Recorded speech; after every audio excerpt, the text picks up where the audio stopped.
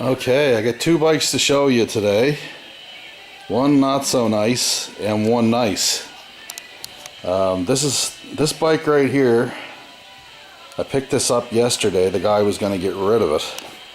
It's a 1970 CB450 K3. It's a twin.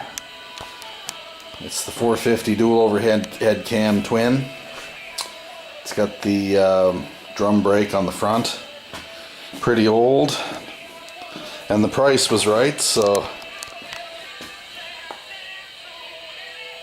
I'm figuring I might just keep this one for myself and maybe cafe racer it or put her back to original. I don't know. It's got a nice set of gauges on it.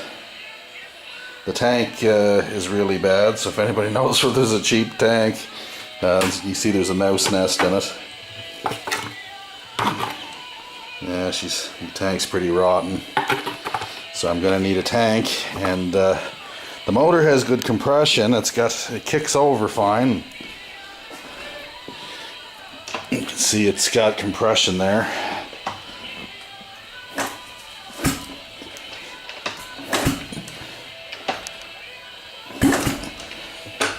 So there is some compression. That's good news. I have the pipes. They're not too bad. I think they can be fixed, restored, or whatever. They're in decent enough shape.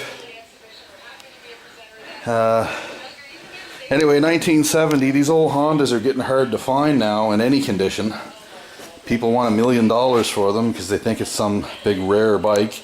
Although this one is actually rare for Canada. It came from Australia.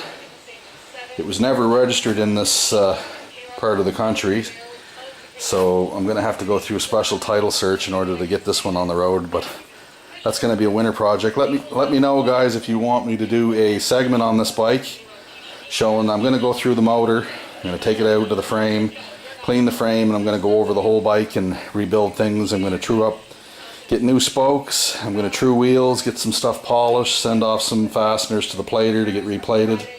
Stuff like that, so let me know if that's something you guys might be interested in seeing. Now this one is a 1975 Kawasaki KZ900, and it is a beauty. The guy spent some money on this thing.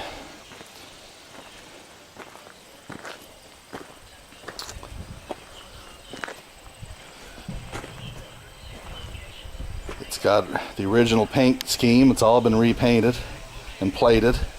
He's got a Kirker 4-into-1 pipe on it, which is a nice, that was a big thing to do to them in the 80s and 90s, was that Kirker exhaust. It does have a problem though.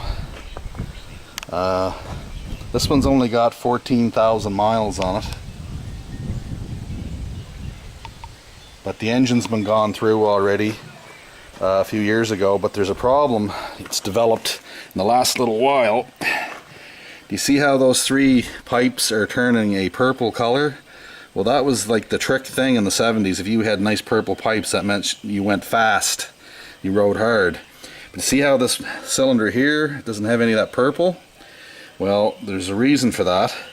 The reason is that the compression is down to 60 pounds on that cylinder, and the other three are about 135. So it's blowing blue smoke like crazy, which I haven't put a gauge on it yet to find out what the leak down is or anything like that. But if it's leaking oil, there's only a few ways it can get in there. It can be bad valve guides, seals, valve itself, or you might have broken piston or cracked piston, broken rings.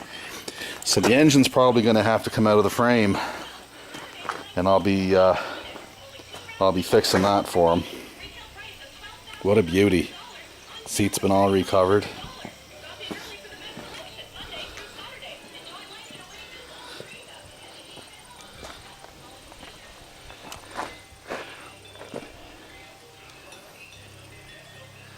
Yeah, it's got the Mikuni carburetors on it.